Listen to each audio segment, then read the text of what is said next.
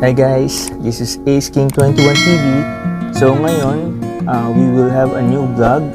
This is a review of the Shoei Ex Zero Helmet. Yan. So bakit ko pinili ito? It's because of the design. Ganda talaga ng design niya.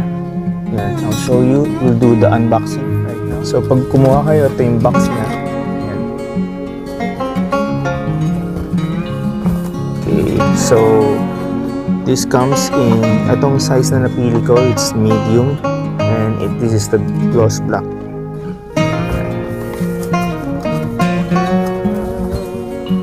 Open natin.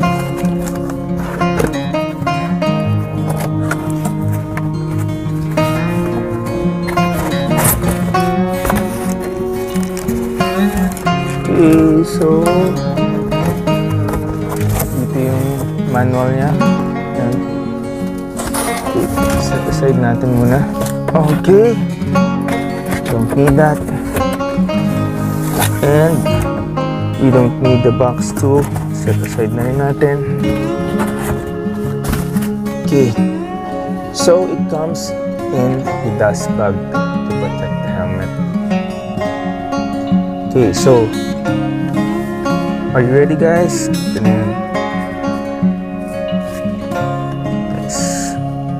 So ito na yan. I'll give you 360 degrees.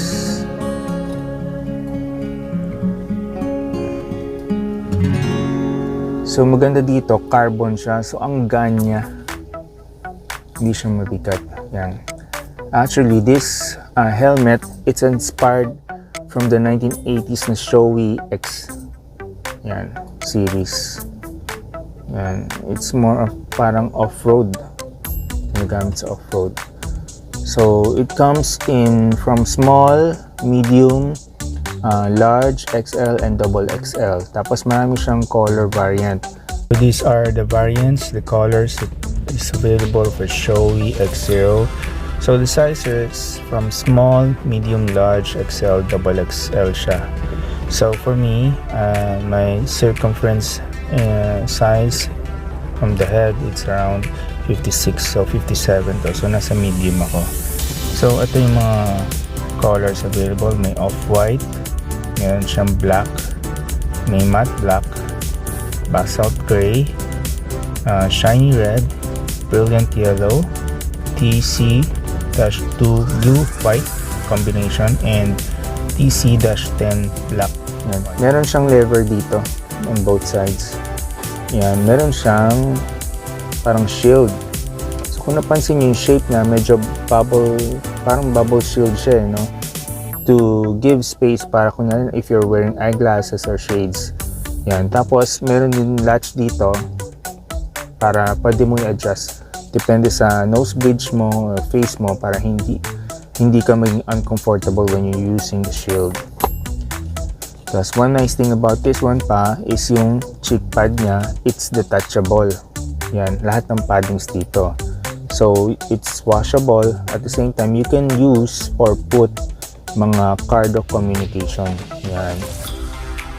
And dito naman, may nanonotice kayong red. Ito yung emergency quick release system nila. Just in case yung rider meet an accident, hihilain mo lang yan. Pag hila mo yan, automatic tanggal agad yung cheek pads para mabilis ma-remove yung helmet. Yan. So standard pa rin yung double ring na paglalagay natin, pag ilalak na natin yan. Yan. Actually, ganun lang kasimple. You know. So, tatry ko suotin ngayon. See how it fits. So, hindi na ako magbalaklava.